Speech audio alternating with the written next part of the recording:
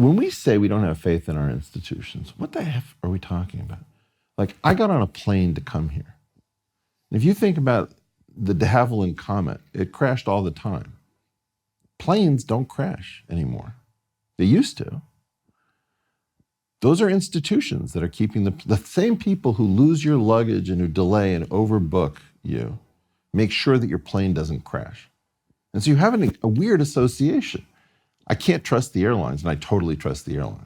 Mm-hmm. You trust the airline to screw up your flight, to overcharge you, to overbook you, to do all this stuff. And you trust them absolutely with your family and your life to take off on a death trap filled with jet fuel from one situation, not knowing the weather somewhere else, and land it. We do trust our institutions. And we don't, and we do, and we don't. And it's making us crazy. Well, that's the worst thing, right? If we just didn't trust them, that would be a lot easier. It's this ambiguity. It's Schrodinger's bullshit. Yes. And this is what's making us mad. The cheap thing to say is, I can't trust the institutions. That's right. The weirder thing to say is, I don't understand why they're so good and so bad simultaneously. That's right. Why are they so good and so bad simultaneously?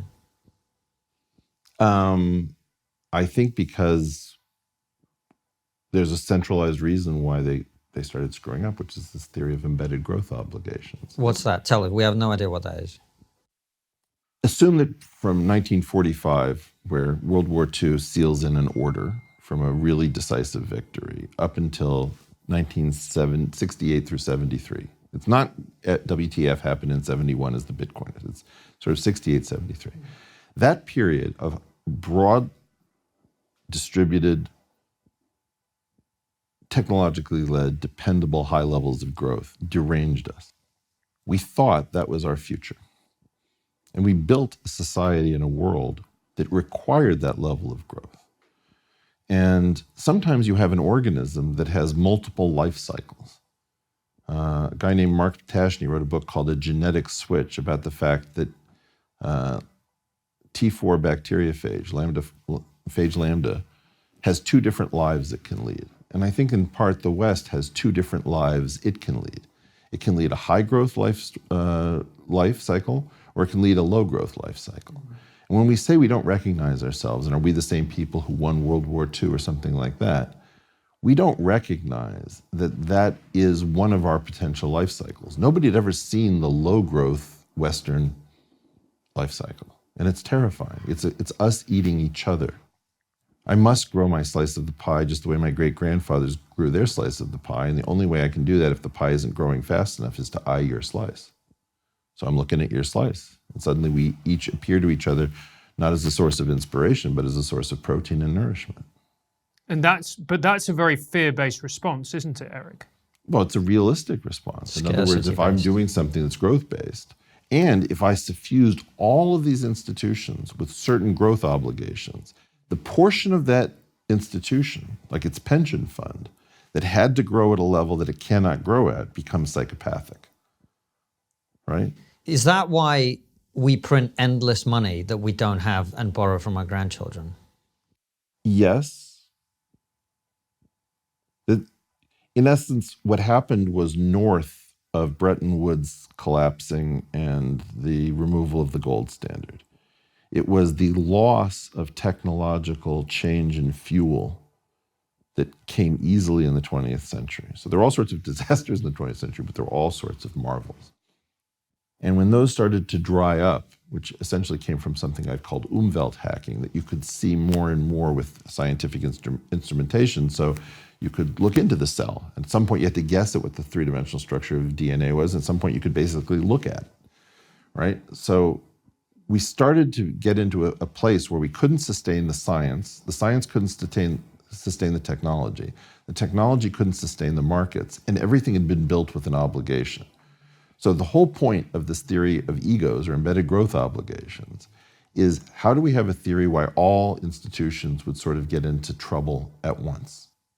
And the common thing is a growth that can't be met, right? So that's why everything went funny. Now, that's not to say that we're not analytic. If we didn't want to lie to keep this game going, we could fix a lot of things. So things that do get fixed are things like airplane checklists to make sure that we don't take off with something broken.